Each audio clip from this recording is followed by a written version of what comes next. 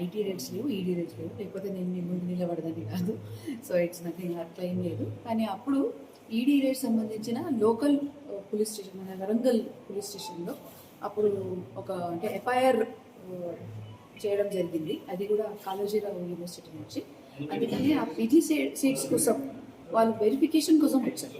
ఆ PG seats 2022లో police FIR చేశారు. అప్పుడు 2023లో మనకి ఈడీ రేట్ అయింది. దానికి సంబంధించిన జస్ట్ ఫార్మాలిటీ అది ఒకటి, అంటే మీరు అపియరెన్స్కి రావాలని ఒక నోటీసు, అది కాకుండా కొన్ని వాళ్ళ వెరిఫికేషన్స్ ఉంది. ఆ వెరిఫికేషన్స్ కోసం వచ్చాం. ఇది ఐటీ రేడ్ కాదు, ఈడీ రేడ్.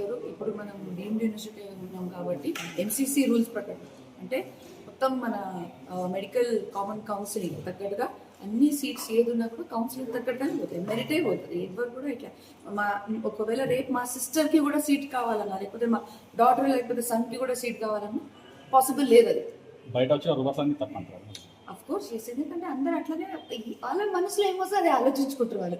రూమర్స్కి బేస్ ఉండాలి, బేస్లెస్ ఉంటుంది. అందరంటే ఇప్పుడు దీనికంటే మీరు తీసుకొచ్చా చేయొచ్చా అని కూడా అట్లా కాదు. ఎన్సీసీ ఉంటుంది అని నేను చెప్పేది మీకు ప్రాపర్ స్టాట్యూటరీ బాడీస్ చెప్తున్నాను. నాకు వచ్చింది ఖయాల్కి వచ్చింది, నేను ఆన్సర్ చెప్పట్లేదు. స్టాట్యూటరీ రూల్స్ ఏమున్నాయంటే ఎంసీసీ ద్వారా కౌన్సిలింగ్ ద్వారా అడ్మిషన్స్ అవుతాయి. సో అదే ఫాలో చేస్తాం. ఐటీ రేడ్ కాదు, ఈడీ రేడ్. నేను చెప్తున్నాను అట్లా అంటే మీరందరూ లోపల అలవరే ఉండరు. ఒకవేళ ఐటీ ఈడీ ఉంటే అంత స్ట్రిక్ట్ గా ఉంటుంది. ఇంకన్నా ముందు జరిగింది, దానికి సంబంధించిన పోలీస్ వెరిఫికేషన్కి వచ్చారు. ఐటీ కానీ ఈడీ రేడు అట్లాంటి ఏం జరగలేదు. ఒకవేళ జరిగిన ఉంటే నేను ఇట్లా మీ ముంగట కూర్చోదండి కాదు, మీరందరూ కూడా అలౌడ్, లోపల అలౌడ్ లేకపోతుండే.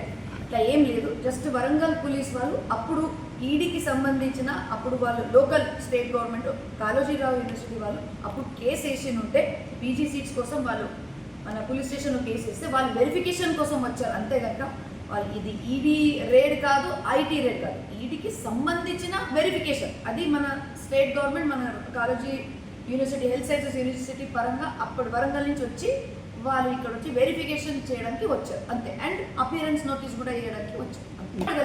ఏం అడగలే. భద్రారెడ్డి సార్ ఉన్నారా అని అడిగారు. సార్ ఢిల్లీలో ఉన్నారు, నేను ఉన్నాను.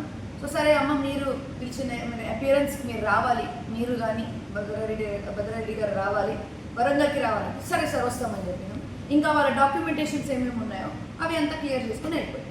ఇప్పుడు మీటింగ్ డిసైడ్ అవుతుంది. మాకు అడ్వకేట్ ఉన్నారు కదా, లీగల్ ఉన్నారు కదా, ఇప్పుడు డేట్ నేను ఇట్లా చెప్పలేను కదా, అది మనం కూడా ప్రిపేర్ అయిపోవాలి. దానికి అదేం రేడ్ కింద రాదు, అది వెరిఫికేషన్. ఇప్పుడు మన పోలీస్ కంప్లైంట్ వెరిఫికేషన్కి వస్తారు కదా, అట్లా వచ్చినట్టు. కానీ వాళ్ళు మొగ్గులు వచ్చేసరికి అందరు కొంచెం మచ్చలైనట్టు అంతే. ఓకే.